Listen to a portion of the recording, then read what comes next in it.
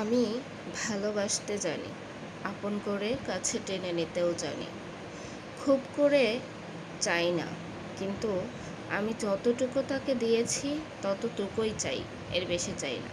কিন্তু যার ভিতরে কৃতজ্ঞতা নেই, তার পেছনে আবার অতটাও পড়ে থাকি না যতটা আমাকে প্রতিনিয়ত ছোট করে। আমি সব কিছু সহ্য করতে পারি, বাট যে আমাকে অবহেলা করে, যে আমাকে বিন্দু পরিমাণে প্রায়োরিটি দেয় না, আমি সেখানে যদি আমার পৃথিবীর স্বর্গও থেকে থাকে, আমি সেখানে এক সেকেন্ডও ওয়েস্ট করি না। কারণ হচ্ছে, আমার কাছে অর্থ সম্পদ বাড়ি গাড়ির থেকে আমার আত্মসম্মান সব থেকে বেশি।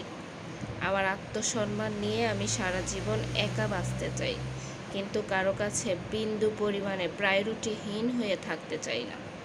তবে দিন শেষে আমার কাছে আমি হ্যাপি, কারণ আমি কারো প্রতি আত্মনির্ভরশীল না, আমি নিজেই নিজের প্রতি আত্মনির্ভরশীল।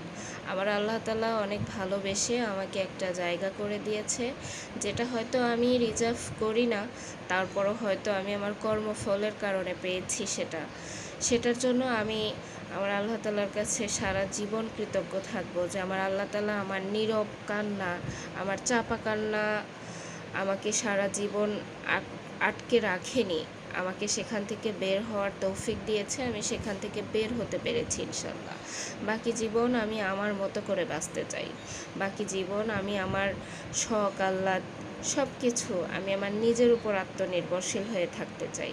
এমন কোনো বেঈমান মানুষের সাথে আমি থাকতে চাই না যার কাছে আমার বিন্দু পরিমাণে প্রায়োরিটি নেই, মূল্য নেই, দাম নেই। আল্লাহ, তোমার কাছে লাখ লাখ শুকরিয়া আমাকে এই অবস্থানে আনার জন্য। অন্ধকার একটা জগৎ থেকে